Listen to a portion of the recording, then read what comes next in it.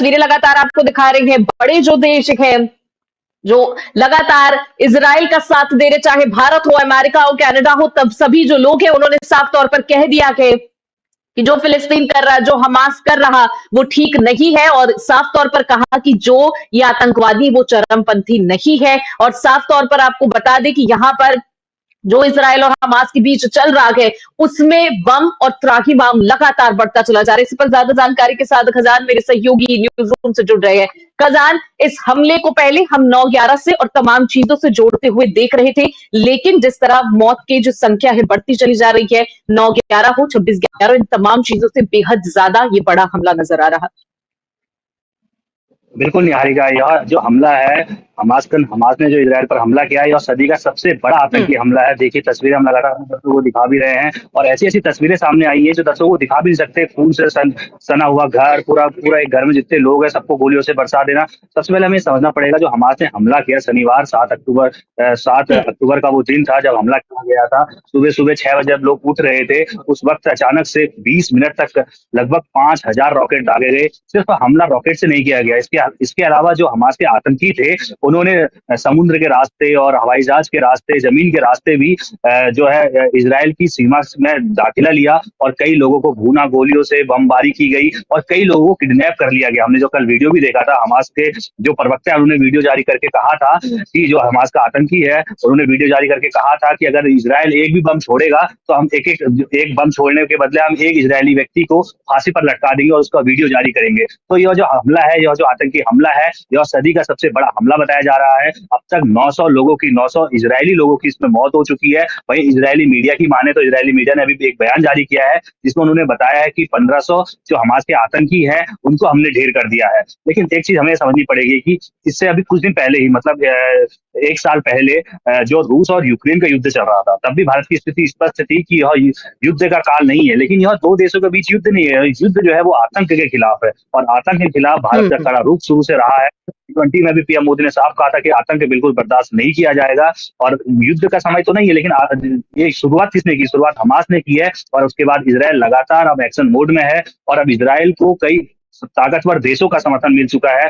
Hamas को जहां Iran हो गया, तुर्की का समर्थन है। तो देखा जाए तो हमास को पनपाने में, हमास को खड़ा करने में हमास के पास इतनी शक्ति कहां से आती है? उसके पीछे ईरान और तुर्की का पूरा हाथ है। तो वहीं इजराइल के समर्थन में 5 सबसे बड़े ताकतवर देश, चाहे वो अमेरिका हो, चाहे वो फ्रांस हो, चाहे वो कनाडा हो, चाहे वो ब्रिटेन हो और भारत हो, वो इजराइल के समर्थन में उतर चुके हैं और आतंक को जड़ से खत्म करने की बातें की जा रही है। जैसे कि हमने इजराइल के प्रधानमंत्री को भी सुना, उन्होंने जब युद्ध की घोषणा की उन्होंने कहा यह कोई हमला नहीं है, सीधा युद्ध है और हमास जो आतंकी संगठन है उसको हम खत्म करके ही अब दम लेंगे और हमास के कई पुस्तकों तक इस हमले को याद रखेंगे। देखा जाए तो जो हमास ने हमले किए हैं वो उसके अकेले की बस की बात नहीं है। जितनी तीव्रता से और जितनी ज्यादा तरीके से उन्होंने हमले किए हैं उनके ब्रिगेडियर पर, और ऐसे इजराइल की कई चीजें थी जिनको उन्होंने शुरू में ही तबाह कर दिया था, जिन पर पहुंचना बेहद मुश्किल था। तो ये साफ दिखाता है कि जितने इस्लामिक जो देश है, चाहे ईरान हो चाहे तमाम जो देश है, वो उनके साथ शुरू से रहे थे। और ये भी खबर आ रही कि अगस्त से ही इसकी लगातार तैयारी हो रही थी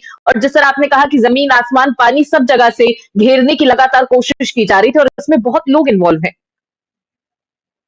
बिल्कुल देखिए सीधी सी बात है, हमास की स्थापना जब हुई थी 1947 में हुई थी, उसकी स्थापना को हमें समझना होगा। उसकी स्थापना जो हुई थी यहूदी और मुसलमानों के बीच की वो जंग थी जो फिलिस्तीन में पाए जाते हैं। जो हमास जो आतंकी है वो सुन्नी समाज से आते हैं और उनका जो मानना है, देखो उनने साफ तौर पर जो हमास है, हमास जो संगठन है 1987 में जब उसकी स्थापना हुई थी उसके बाद से कई बार हमले हुए फिलिस्तीन और क्या कहते हैं फिलिस्तीन में जो गाजा पट्टी है वहां जो हमास का पूरा कब्जा है वो फिलिस्तीन में पड़ता है और दूसरी तरफ इजराइल है, बॉर्डर है। तो इजराइल और हमास के बीच इससे पहले भी कई बार हमले हुए, लेकिन यह बताया जा रहा है, यह माना जा रहा है कि यह सबसे बड़ा हमला इजराइल और जो हमास के बीच। इससे पहले छुटपुट घटनाएं होती रही। हमने अभी 2-4 साल पहले भी 2019 में करीबन हमने देखा था कि मस्जिद में हमला हुआ था, उसमें भी करीब कई लोग मारे गए थे। उसके अलावा हर साल लगभग छुटपुट घटनाएं होती रहती है, लेकिन यह जो हमला है यह पूरी प्लानिंग के साथ, पूरी तैयारी के साथ। ये सोचे कि आप मोसाद जो खुफिया एजेंसी है इजराइल की, वो उसका फेलियर कितना बड़ा फेलियर है कि उसको भनक तक नहीं लगती है। और सुबह 6 बजे जो लोग आम आदमी, जो इजराइल का आम आदमी था, वो रोजमर्रा की जरूरतों के हिसाब से अपना उठना, काम पे जाने के लिए उठ रहा था, लेकिन उनको क्या पता था कि आज की जो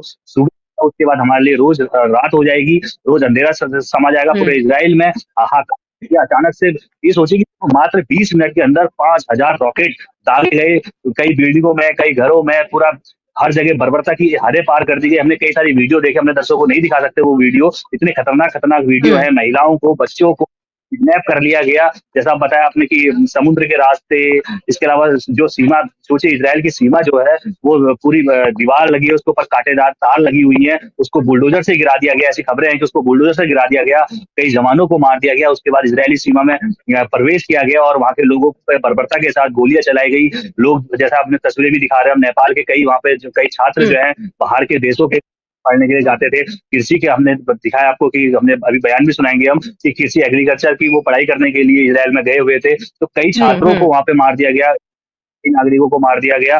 उसके बाद जो हमला हुआ, उसके बाद जाके जब ये खबर बाहर आई, सुबह 6 साढ़े 6 बजे का समय था जब ये हमला हुआ, और उसके बाद अचानक से जब ये खबर बाहर आई तो पूरी दुनिया में त्राहिमाम मच गया। देखिए, इस जब दो देशों के बीच या दो संगठन के बीच जब भी हमला होता है या युद्ध होता है, तो इसका असर पूरी दुनिया में पड़ता है, क्योंकि इसका असर आप महंगाई से लेकर, तेल की कीमतों से लेकर, कई सारी चीजें जो आयात निर्यात होती है उस पर असर पड़ता है, अर्थव्यवस्था पर इसका असर पड़ता है। तो इसका असर, आपकी बात है कि हम रूस और यूक्रेन के युद्ध से अभी दुनिया उभर नहीं पाई है, और उसके बीच जो ये युद्ध की आहट है, क्योंकि इसमें सिर्फ हमास या आतंक के खिलाफ युद्ध चल रहा है, हालांकि हमारे नजर में आतंक के खिलाफ युद्ध चल रहा है, लेकिन अब जो है ये इस हमास और इजराइल के युद्ध में देश बढ़ चुके हैं। कुछ देश इजराइल के साथ है तो कुछ देश हमास के साथ भी, चाहे वो तुर्की हो, लेबनान हो या ईरान हो, तो कई सारे देश ऐसे हैं जो हमास का समर्थन कर रहे हैं, और हमास को पनपने में, हमास का समर्थन करने में उन देशों का सबसे बड़ा हाथ है। तो वहीं इजराइल के साथ भी अब सबसे बड़ी शक्तियां अमेरिका, फ्रांस, ब्रिटेन, भारत जैसे कई देश जो हैं वो